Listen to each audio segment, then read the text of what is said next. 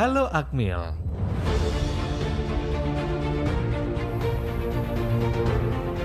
Disiarkan langsung dari Akmil Magelang 104,3 FM Radio Tidak Radionya Generasi Terpelajar 2022 Make Your Dream Come True. Seperti biasa sahabat Tidar, setiap hari Senin ya pasti ada yang namanya Halo Akmil nih. Jadi buat sahabat Tidar yang memang penasaran sama kabar terkini dari keseharian Akmil, profil pejabat sampai acara seru dari Akmil, wajib simak nih setiap Senin jam 10 pagi. Dan untuk edisi hari Senin ini di Aderia sudah kedatangan Bapak Kolonel Arhanud Soni Septiono. Beliau merupakan Wakil Direktur Pendidikan Akmil, dan sepanjang 1 jam ke depan ini beliau akan membahas tentang bagaimana program pendidikan di Akademi Militer. Selamat pagi menjelang siang Pak Soni. Selamat pagi Mbak Eva, selamat pagi sahabat Tidar. Oke, sehat ya, Alhamdulillah sehat. Baik. Kali ini kita akan langsung saja ya Pak, mungkin sebelum berbagi informasi tentang berbagai program pendidikan di Akademi Militer ya, terlebih dahulu bisa berkenalan dengan sahabat Tidar. Oke sahabat Tidar yang saya cintai, saya Kolonel Arhanud Soni Septiono. Saya lulusan Akademi Militer tahun 1992. Sudah 30 tahun yang lalu, udah lama ya. Saya asalnya dari Tulungagung, Jawa Timur. Ya, lahir di Tulungagung, besar di Tulungagung, kemudian keluarga saya anaknya 3. Ya, anak 3, yang pertama kuliah di Perth, Australia, yang kedua di BINUS, yang ketiga yang kecil masih kelas 2 SMP. Kemudian pendidikan saya setelah SMA saya masuk Akademi Militer, kemudian melaksanakan pendidikan selama 3 tahun. Kalau dulu 3 tahun, sekarang 4 tahun. Kalau dulu hanya D3, sekarang sudah D4, sudah sarjana terapan, itu perbedaannya. Kemudian saya melaksanakan dasar kecabangan kebetulan saya masuk ke cabangan artileri pertahanan udara.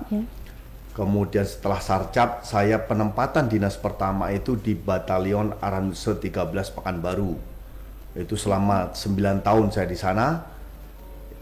Jabatannya mulai dari komandan peleton, kemudian perwira seksi operasi, kemudian komandan baterai. Kalau di infanteri itu ada komandan kompi, kalau di Arhanud komandan baterai. Kemudian kepala seksi personalia, kemudian komandan baterai markas, sampai saya sekolah selapa, sekolah lanjutan perwira. Kemudian saya pindah menjabat di Pusen Arhanud, Pusat Kesenjataan Artileri Pertahanan Udara, itu di Cimahi, di Bandung. Di sana kurang lebih 2 tahun, kemudian saya menjabat Komandan Detasemen Arhanud Rudal 004 di Cikupa, Tangerang. Masuk Kodam Jaya. Setelah Dandan Rudal Cikupa, kemudian saya diberi kesempatan sekolah Sesko Angkatan waktu itu. Setelah selesai Sesko Angkatan, saya masuk menjabat di Pusat Pendidikan Artileri Pertahanan Udara di Malang. Jadi dari Bandung pindah ke Malang, Pusat Pendidikan Artileri Pertahanan Udara di Karangploso, Malang. Di sana cukup lama saya, 2 tahun lebih, 2 tahun 8 bulan, 2 jabatan di sana, Kepala Tim Gumil Militer, Kepala Tim Gumil T, sama Kepala Departemen Sistem Senjata. Setelah itu saya menjabat Komandan Batalion Arhanud 10 di Bintaro, Jakarta, masuk Kodam Jaya lagi. 1 tahun lebih sedikit, lebih 1 bulan saya menjabat komandan batalion.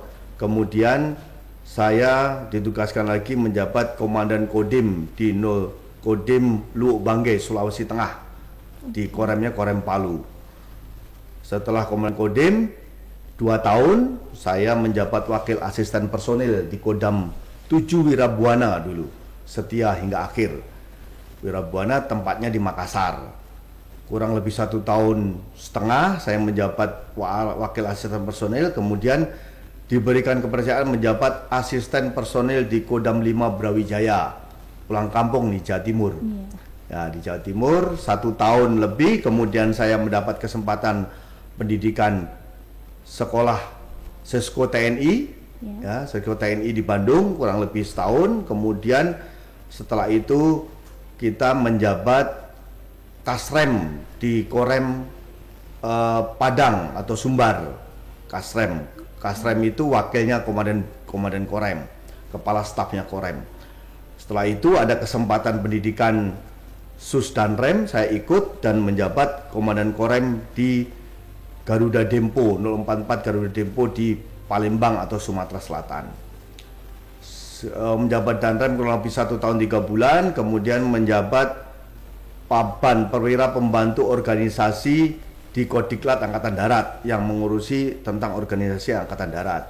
Kurang lebih 2 tahun, baru pindah ke Akademi Militer menjabat Wakil Direktur Pendidikan sampai dengan sekarang. Kurang lebih baru berjalan 4 bulan.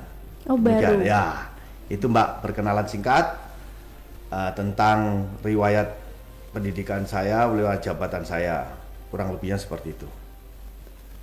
Berarti memang ini ya Pak, sudah 30 tahun lebih keliling-keliling mengabdikan diri untuk kemana-mana, tadi ada di Tangerang, ke Makassar, ke Padang gitu. Nah, mungkin kenalannya itu dulu kali ya, dia masih terheran-heran karena Bapak kayaknya udah ke penjuru tanah air semua. Mungkin Bapak setelah ada di Magelang nih, di Akmil ini, Bapak menjabat sebagai Direktur Pendidikan, ada sesuatu hal yang mungkin menarik Bapak nggak sih dari Akmilnya Magelang ini? Ya, saya Wakil Direktur Pendidikan Mbak ya, belum Direktur, insya Allah, mudah-mudahan nanti. Jadi sangat menarik ini, kenapa saya bilang menarik? Karena sejak saya lulus dari Akademi Militer tahun 1992, belum pernah saya dinas lagi di Akmil. Ya, sudah setelah 30 tahun saya pernah melaksanakan dinas di lembaga pendidikan itu pada saat di Pusat Pendidikan Arhanud, itu lingkupnya hanya kecabangan Arhanud. Kalau ini Akademi Militer kan lingkupnya seluruh kecabangan yang di sini. Ini sangat menarik buat saya dan pengalaman juga, refresh juga, mengingat masa-masa saya dulu waktu taruna. Ya, ini luar biasa buat saya, pengalaman yang sungguh luar biasa, bahwa pendidikan Akademi Militer ini memang pendidikan yang sangat luar biasa dan perlu memang ditangani dengan baik. Dan setelah saya masuk memang banyak yang harus saya menyesuaikan, tentu saya menyesuaikan, banyak harus belajar mengejar yang selama ini saya, pengalaman saya hanya di lembaga pendidikan setingkat hanya dasar kecabangan, sekarang melaksanakan tugas sebagai Wakil Direktur Pendidikan Akmil yang notabene-nya pendidikannya begitu kompleks. Jadi saya harus cepat belajar untuk membantu Direktur Pendidikan biar pelaksanaan pendidikan Akmil ini berjalan dengan baik. Demikian Mbak, gitu Pak. Oke Pak, jadi buat sahabat Tidar yang mungkin penasaran nih, kira-kira pendidikan di Akademi Militer itu programnya apa aja, terus tujuannya bagaimana, mungkin nanti akan dijelaskan lebih lanjut dengan Bapak Sony ya. Dan buat sahabat Tidar mungkin ingin tanya-tanya bisa langsung japri dia aja lewat SMS atau WA di 0878 0878 9430. Setelah ini pasti dia akan mengkorek-korek nih tentang gambaran program pendidikan di Akademi Militer. Stay tune.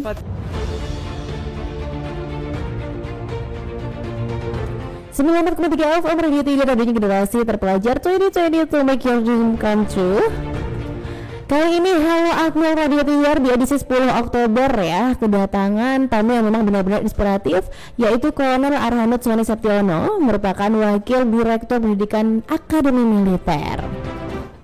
Selamat siang, Bapak masih semangat ya? Semangat. Selamat siang Mbak Dea.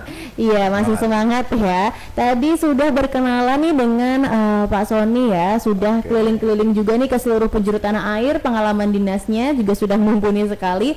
Nah sekarang ini kan menjabat sekitar 4 bulan ya Pak ya, sebagai Wakil Direktur Pendidikan. Iya betul. Mungkin bisa dijelaskan ke sahabat Tidar nih tentang gambaran program pendidikan di Akademi Militer itu seperti apa? Oke Mbak Dea, sama sahabat Tidar. Jadi Akademi Militer zaman saya dulu itu cuma 3 tahun, kemudian dia D3. Kalau sekarang sejak tahun 2010 ini Akademi Militer itu sudah dapat pengakuan dari Dikti Mendiknas, itu memberikan pengakuan bahwa lulusan Akademi Militer ini berkualifikasi akademinya Diploma 4 dengan gelarnya STR pertahanan, sarjana terapan pertahanan. Kalau terapan itu berarti prakteknya 70%, teorinya 30%. Kan gitu. Betul. Program studinya apa aja? Ada 5 program studi di Akademi Militer itu. Yang pertama program studi manajemen pertahanan, kemudian program studi teknik elektro pertahanan, program studi teknik sipil pertahanan, kemudian program studi teknik mesin pertahanan, dan yang terakhir adalah program studi administrasi pertahanan.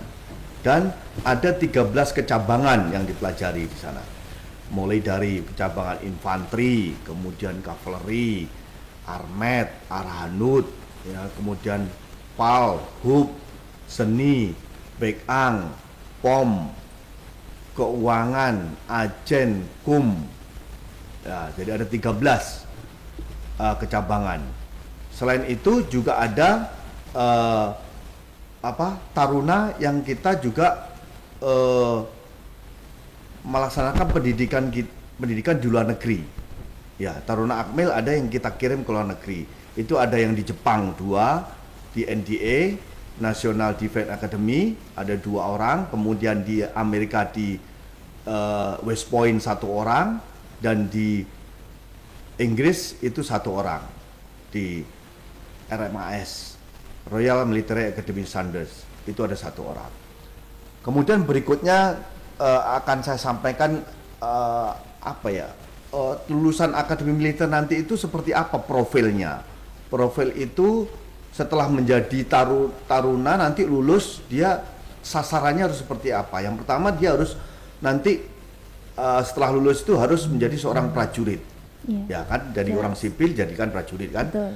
Kemudian yang kedua menjadi pemimpin dan manajer karena setingkat komandan peleton. Kemudian menjadi pelatih di satuannya. Yang terakhir menjadi administrator. Itu ada beberapa prodi, 5 prodi tadi yang sebagian dari prodi, khususnya prodi Menhan ini yang menjadi administrator. Itu dari prajurit, jadi pemimpin dan manajer, pelatih dan administrator. Itu profil lulusannya. Ya, sekarang tujuan pendidikan Akmil itu apa? Yang pertama, tujuan pendidikan itu membentuk taruna yang sekarang dididik ini untuk menjadi perwira Angkatan Darat yang memiliki sikap perilaku sebagai prajurit Sabta Marga dan Sumpah Prajurit. Sabta Marga Sumpah Prajurit itu doktrin kita, Mbak. Iya.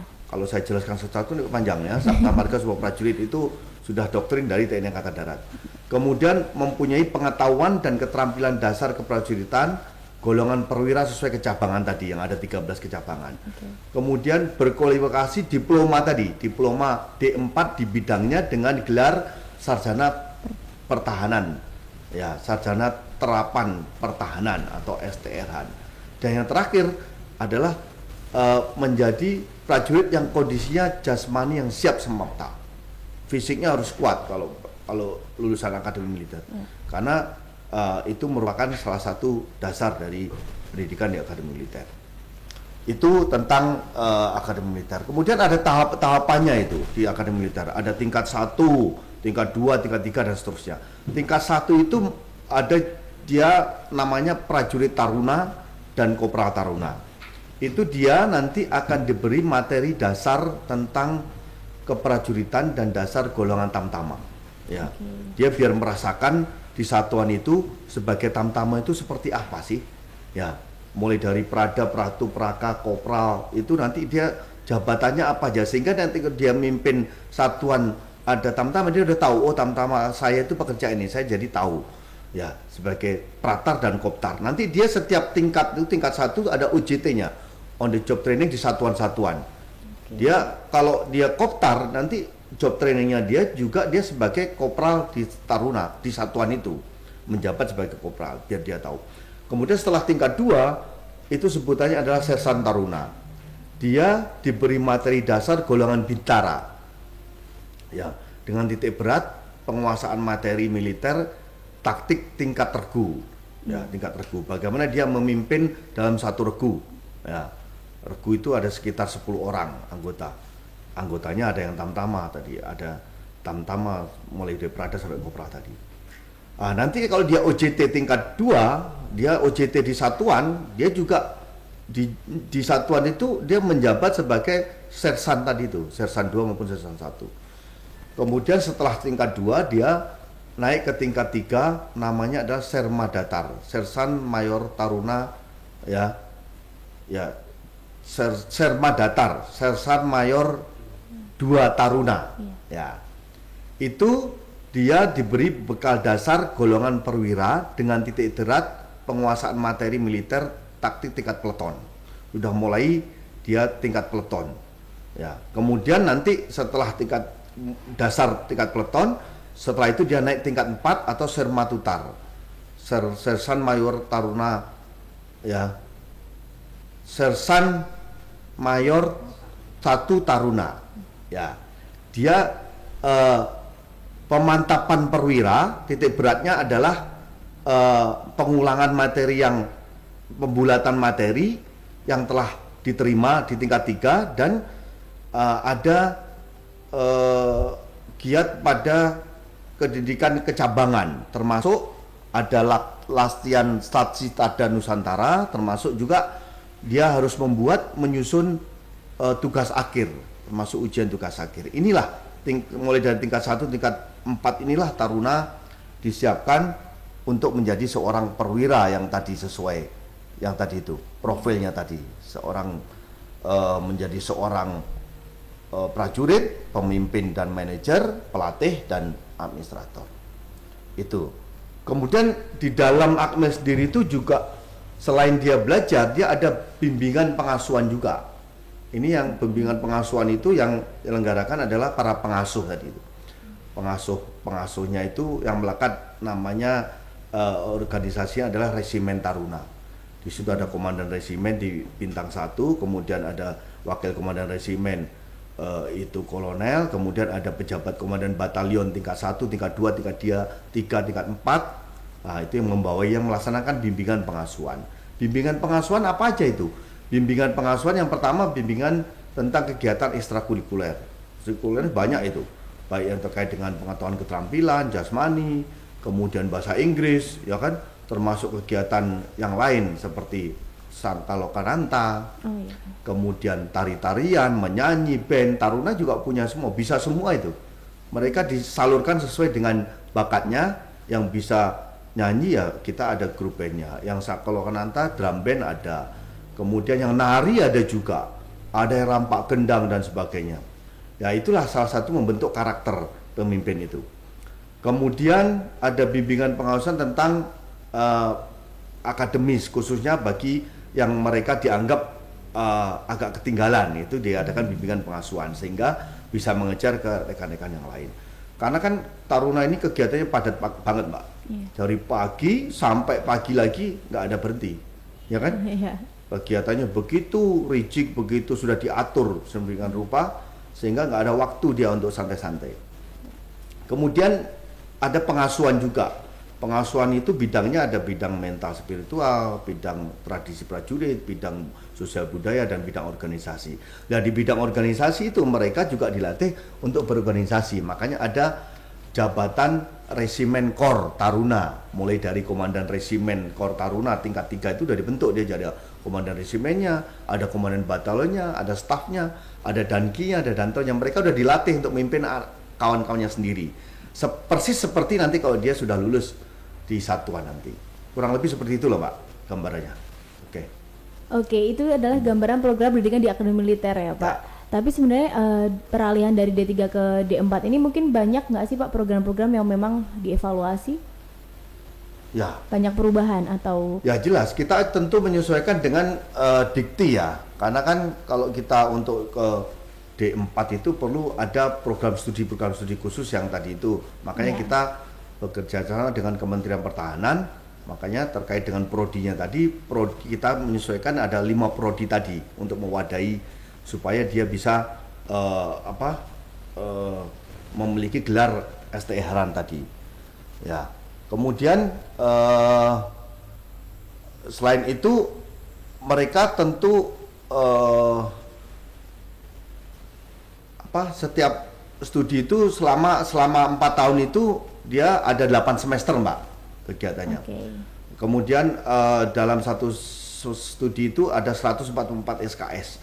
pendidikannya dasarnya itu kalau semester 1 dia itu dilaksanakan ada 18 SKS, itu kurikulum pendidikannya diatur oleh Akademi TNI. Kayak sekarang ini kan ada tingkat 1, dia gabungan antara yang penyelenggaranya adalah Akademi TNI, ada dari Akademi Taruna dari Akmil, Akpol, AL, AU sama Akpol jadi satu. Itu kurikulumnya dari Akademi TNI. Nanti pendidikan kecabangan perwira dilaksanakan semester 7. Itu ada sekarang ini yang taruna tingkat 4 semester 7 itu melaksanakan pendidikan 18 SKS di pusat kecabangan masing-masing sesuai dasar kecabangan. Dari infanteri ada di Bandung, yang Armet ada di Cimahi, yang Arhanud ada di Karangploso dan sebagainya. Kemudian yang di Akmil sendiri itu semester mulai dari semester 2, semester 3, semester 4, semester 5, semester 6 dan semester 8 nanti. Itu baru di Akmil, itu ada 17 sampai 20 SKS. Perubahan ke SKS inilah yang perlu disesuaikan. Tadinya kan zaman saya nggak sistem SKS, hanya mata pelajaran JP aja berdasarkan JP. Sekarang berdasarkan SKS, demikian Mbak. Oke, berarti sudah jelas ya, mungkin dari dia juga sahabat Tidar nih, sudah paham, ternyata begitu program pendidikan di Akademi Militer ya. Berarti intinya prajurit ini juga tetap mendapatkan gelar STR ya Pak ya? Ya, STR, pertahanan. Oke, sarjana pertahanan. Ya, sarjana terapan pertahanan. Oke. Nah, itu tadi gambaran program pendidikan yang sudah dijelaskan langsung oleh Bapak Kolonel Arhanud Soni Septiono yang merupakan Wakil Direktur Pendidikan dari Akademi Militer. Untuk sahabat Tidar yang mungkin ingin bertanya-tanya lebih lanjut nih tentang Akademi Militer atau tentang program pendidikannya seperti apa, atau mungkin tadi ada yang kurang jelas, bisa langsung ditanyakan saja ke dia ya. Kalau dia masih di Halo Akmil nih sampai jam 11, bisa langsung SMS atau WhatsApp aja di 0878 0878 9430, atau bisa juga kamu langsung bergabung ya di live Instagramnya Radio Tidar FM 94,3 FM Radio Tidar, Radio Generasi Terpelajar 2022, make your dream come true. Halo Akmil di edisi Senin 10 Oktober hari ini ya, dia kedatangan tamu yang sangat menginspiratif, yaitu Kolonel Arhanud Soni Septiono yang merupakan Wakil Direktur Pendidikan dari Akademi Militer.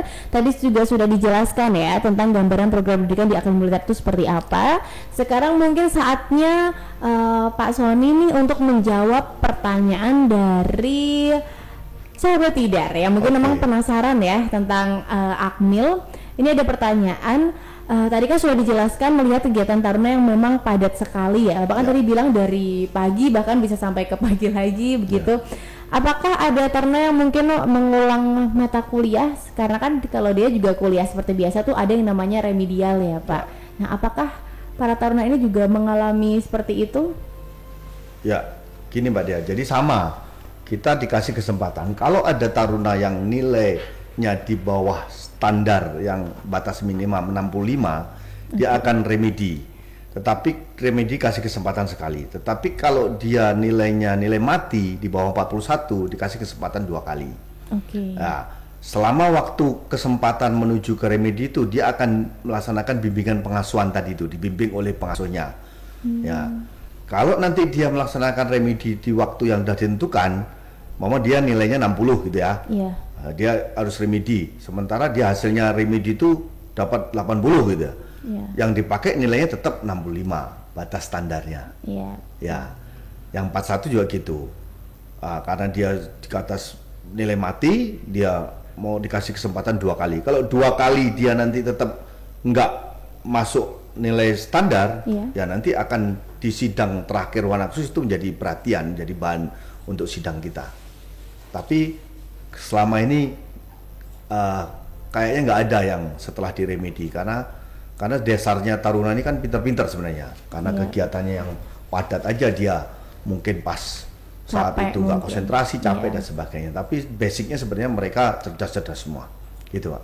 Oke, berarti jarang sekali ada yang remedi ya Pak? Ada, tetapi setelah remedi biasanya dia lulus, karena kesempatan pasti dia akan dibantu oleh bimbingan pengasuhan tadi, sama pengasuhnya dibantu, dikasih kesempatan belajar, sehingga dia akan berusaha juga akan supaya nggak nilainya nggak mati lagi, nggak di bawah standar lagi gitu. Oke, mungkin kalau untuk jadwal remedi itu mungkin dikhususkan saja hanya untuk yang remedi kan pasti Pak. Nah itu menyusun jadwalnya seperti apa? Tadi kan Bapak bilang tugas saya menyusun jadwal. Direktur pendidikan itu menyusun jadwal mulai dari jadwal mingguan ya, jadwal mingguan pelajaran itu setiap hari Selasa kita ada rapat khusus untuk sinkronisasi jadwal ini. Setiap hari Selasa kemudian kita rapat untuk kita nanti hari Jumat saya tanda tangan jadwal itu untuk diterbitkan untuk pelaksanaan seminggu ke depan. Ya itu setiap hari Selasa kita rapatkan. Kemudian apabila jadwal ujian pun juga ujian maupun ada remedi maupun susulan ujian itu kita atur khusus juga waktunya. Kita jadwalkan supaya tidak berbenturan dengan waktu-waktu yang lain. Itu Mbak. Oke, nah ini lanjut ke pertanyaan selanjutnya ya Pak. Ada dari Ahmad yang bertanya persiapan apa yang harus dipersiapkan calon taruna agar lancar selama menempuh D4. Ya. Oh, calon taruna. Iya. Ini mau daftar atau setelah pendidikan dia diterima nih? Mungkin apa yang harus dipersiapkan sebagai catar ya Pak? Dia kan bilang calon taruna, iya. Seleksi ya? Iya. Oke. Jadi seleksi itu yang pertama tentu harus apa ya? Dari yang perlu dicek nanti dalam seleksi atau catar itu yang pertama administrasi dulu. Secara administrasi dia harus memenuhi syarat dulu, ya mulai dari pendidikannya, kemudian administrasi lain, surat kelakuan baik, KTP, SIM, semua itu yang kecil-kecil administrasi tentang persyaratannya ada nanti di wilayah biasanya ada itu persyaratannya. Itu yang harus benar-benar disiapkan dengan baik. Jangan dianggap sepele, karena kalau administrasi ini nggak kita cek benar, nggak sesuai dengan permintaan, sesuai dengan yang diminta oleh panitia seleksi, nanti ini akan bisa jadi masalah. KTP salah nama orang tua dan sebagainya tidak jelas aktenya, beda namanya dengan ijazah yang kecil-kecil seperti itu. Artinya harus dicek dulu administrasinya. Administrasi itu mulai dari ijazah segala macam, KTP orang tua dan sebagainya. Ya. Kemudian yang kedua kesehatannya juga, kesehatan. Kesehatan itu harus kita siapkan badan kita itu untuk menjadi taruna dengan pendidikan 4 tahun itu tidak mudah. Diperlukan orang yang benar-benar sehat dengan kegiatan yang begitu padat. Sehingga yang perlu kita siapkan adalah kesehatan. Artinya sebelum kita ikut seleksi, kita harus periksakan badan kita dulu ke tempat kesehatan seperti ya kalau lebih bagus lagi di rumah sakit tentara. Kita check up mulai dari ujung rambut sampai ujung kaki. Ya kan? Apa ada yang kekurangan kita apa? Contohnya gigi kita ada yang lubang, ada yang perlu dicabut. Nanti akan beda itu status kesehatannya, statusnya dengan yang lubang setelah ditempel atau dicabut itu kan beda. Nanti tanya ke kesehatan akan tahu. Termasuk tensi kita dan sebagainya. Ada sakit apa nggak kita? Ada ambeien atau ada apa? Itu perlu dicek. Ya, nanti kesehatannya itu tesnya juga gitu. Mulai dari kesehatan yang bagian luar dulu, THT, mata, telinga, hidung, semua dicek. Kemudian baru bagian dalamnya. Perlu juga kita cek juga kita periksa darah kita. Kita ada kekurangan apa di badan kita. Kalau memang ada kita kekurangan dan masih ada waktu untuk mengobati, kok bisa diobati, ya kan? Sehingga tujuannya kita jauh-jauh hari periksakan kesehatan seperti itu. Ya.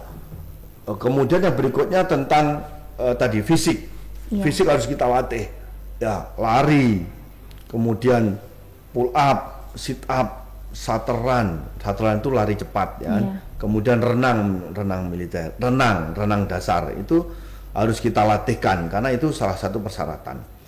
Selain itu juga ada psikologi juga, ada tes psikologinya, ada juga tes akademiknya. Kalau udah sampai tingkat pusat ada juga akademisnya. Akademis ya sama, bahasa Indonesia, matematika, fisika, kimia, bahasa Inggris, ya, itu ada tesnya juga. Jadi memang semua harus kita siapkan. Ya, kalau kita siapkan dengan baik, ya, tentu kita hasilnya akan beda dengan yang tidak disiapkan. Banyak orang-orang itu sudah sebelum tes itu sudah merasa, oh tes akmil itu nanti susah pasti segala macam, ada yang bayar aja yang masuk, itu salah, itu pendapat yang salah ya. Jadi memang karena seleksinya begitu banyaknya, materi yang diseleksi begitu banyak, kemudian tahapannya begitu ketat, itu justru eh, kemungkinan kecil ya ada yang disampaikan oleh rata-rata masyarakat itu bahwa masuk Akmil itu harus bayar dan sebagainya, harus ada decking, itu bohong, itu nggak benar karena seleksinya begitu ketat dan sistemnya sistem gugur. Kalau diperiksa administrasi, hari pertama administrasi gitu ya di daerah dan seleksinya pun tingkat daerah ada, tingkat pusat ada. Administrasi dicek nggak sesuai, ya pulang dia sudah. Nanti kalau administrasi dia lulus, tahap berikutnya dia tes kesehatan, cek tinggi badan, berat badan nggak memenuhi syarat, ya pulang. Nanti tes tensi dia pas tensinya waktu itu nggak bagus, nggak memenuhi syarat standar yang ditentukan oleh kesehatan, dia sih pulang, ya kan? Jadi begitu banyaknya tahapan seleksi yang diterima sehingga kecil kemungkinan kalau tadi dibilang itu harus bayar segala macam, itu sangat-sangat kecil kemungkinan dan itu ada bagian khusus yang mengawasi tentang hal seperti itu. Jadi Angkatan Darat tidak mau juga nanti generasi penerus ke depan Angkatan Darat juga bukan diisi orang-orang yang bukan pilihan ya, seperti itu Pak. Oke, baik Pak. Ke pertanyaan berikutnya, melihat perbedaan yang memang sangat signifikan ya Pak. Kan tadi Pak Sony juga bilang sudah kemana-mana juga nih 30 tahun. Nah kira-kira perbedaannya dengan taruna yang sekarang sama yang mungkin di zamannya Bapak itu seperti apa sih? Yang nyata aja sebenarnya taruna sekarang tuh lebih susah karena tadi itu dia sistem SKS kan. Iya. Kalau zaman saya dulu hanya jumlah pelajarannya ya CP, bukan SKS. Artinya kalau zaman saya dulu saya materi pelajaran umpama Pancasila gitu kan, ada pelajaran Pancasila. Itu satu mata pelajaran, habis itu ujian, kita sudah selesai. Kalau sekarang kan ada ujian tengah semester, ya, UTS betul. Dan ujian akhir semester. Kalau dia ujian dalam satu mata kuliah itu ada beberapa mata pelajaran, ada sampai 4-5. Kalau dia ujian tengah semester berarti ada 2 mata pelajaran yang sudah selesai, dia mata ujiannya 2 mata pelajaran itu jadikan 1. Nanti ujian akhir semesternya ada 5 mata kuliah dia jadikan 1, 5 materi, kan lebih sulit sebenarnya dibanding zaman saya dulu 1-1. Kalau 1-1 kan belajarnya 1-1. Kalau ini dia belajar 5 mata kuliah untuk ujian 1. Otomatis dia harus lebih mendalami betul dan lebih ada upaya lebih untuk belajar. Itu yang kelihatan nyata aja. Tapi yang selebihnya lainnya sama, kurang lebih sama. Ya. Kalau menurut pandangan Bapak sendiri ini melihat taruna di zaman Bapak dan taruna zaman sekarang itu gimana Pak? Mungkin yang sekarang selain semangat belajarnya harus lebih dipompa lagi ya Pak, karena pendidikannya juga beda. Ya, jadi standar itu kan sudah dibuat pada saat seleksi ya Mbak. Ya, betul. Sehingga yang tidak memenuhi standar dia tidak akan masuk. Kenapa harus memenuhi standar itu? Karena kalau dia tidak memenuhi standar, dia dipaksakan ikut pendidikan 4 tahun dengan beban yang begitu berat, dia nggak akan mampu. Baik dari segi akademik, dari segi fisik maupun dari segi kesehatan. Nanti jatuhnya sakit jatuhnya dia stres karena ujian tidak bisa terus. Nah, makanya standar tadi itu pada saat seleksi betul-betul dipilih orang-orang yang memenuhi standar. Ya, jadi kalau ada taruhlah sahabat tidar yang dulu tes nggak masuk, bukan berarti dia memang kok susah banget. Ya memang standarnya itu belum masuk, mungkin seperti itu.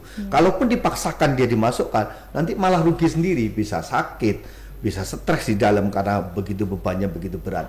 Nah, seperti itu.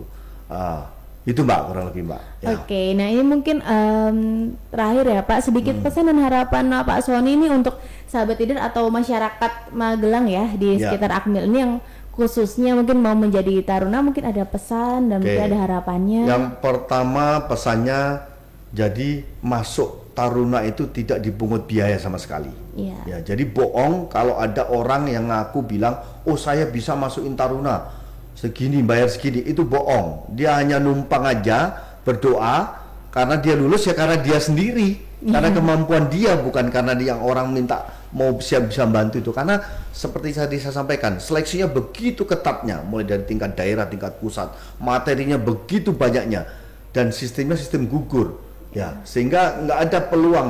Kalau dia memenuhi syarat, ya memang dia memenuhi syarat, bukan karena orang lain, karena dia sendiri, ya, sehingga perlu disiapkan dengan baik. Ya, beda antara kita yang ikut seleksi disiapkan dengan enggak, itu pasti beda. Ya, sama aja dengan kalau masuk MPTN. Ya, sekarang itu apa? SNMPTN, SNMPTN. Itu ada, kalau yang ikut bimbel sama enggak kan pasti beda. Iya, ada. Ya, ikut bimbel tuh biasanya lebih dia terarah. Ini sama dengan kita. Kalau kita siapkan dari segi tadi itu administrasinya kita cek betul biar nggak ada yang salah. Kemudian kesehatannya kita periksakan badan kita ke kesehatan dulu, ke rumah sakit kita tanya kekurangan kita apa untuk menghadapi tes ini.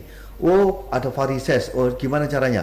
Oh, tesnya masih 3 bulan lagi, berarti bisa diobati. Oh, tensi saya tinggi. Oh, caranya bagaimana? Terapinya seperti apa? Oh, gigi saya lupa. Oh, ditempel dulu dan sebagainya. Itulah membuat supaya grade kita jadi naik, status kita jadi tinggi. Nanti fisiknya juga gitu, harus disiapkan. Lari harus disiapkan, ada standarnya. Kita minimal berapa? Karena seleksi.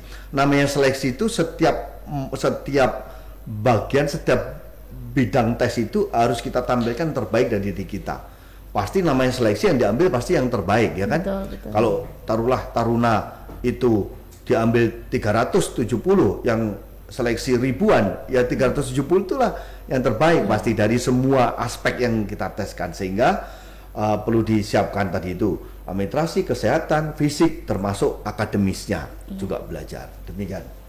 Oke Pak, terima kasih ya Pak Sony berkenan hadir di acara Halo Akmil nih. Demikian acara Halo bersama Kolonel Arhanud Sony Septiono yang merupakan Wakil Direktur Pendidikan Akmil. Semoga bisa menjadikan inspirasi bagi putra-putri terbaik bangsa dan negara kita. Dia pamit undur diri. Pak Sony juga mau pamit atau masih mau siaran sama dia? Terima kasih Mbak. Ya, terima kasih sudah mengundang saya. Terima kasih sahabat Tidar sudah mendengarkan saya. Mudah-mudahan ini bermanfaat. Dan yang bagi masyarakat yang mau mendaftar Akmil, tolong disiapkan dengan benar. Jangan sampai nanti menyesal setelah nggak disiapkan, tetapi mintanya lulus. Ya nggak bisa, ya kan? Yang disiapkan aja belum tentu lulus, ya kan? Karena faktornya begitu, Pak. Sehingga kita harus berpositif thinking bahwa Angkatan Darat tidak mungkin memilih calon penerus, generasi penerus Angkatan Darat itu dengan sembarangan. Demikian. Terima kasih. Oke, terima kasih sekali lagi ya Pak Sony. Jangan kapok untuk mengedukasi sahabat Tidar kembali tentang Akmil. Dia pamit pulang, sahabat karya Radio Tidar. Sampai jumpa. Oke. 4,3 FM Radio Tidar.